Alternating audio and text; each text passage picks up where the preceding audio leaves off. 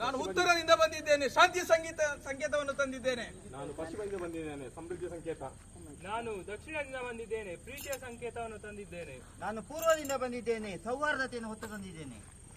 ಶಿಬಿರಾಗ್ನಿಯ ಉದ್ಘಾಟನೆಯನ್ನ ಮಾಡಬೇಕಾಗಿ ಉದ್ಘಾಟಕರಾದ ಶ್ರೀನಿವಾಸ್ ಸರ್ ತಮ್ಮಲ್ಲಿ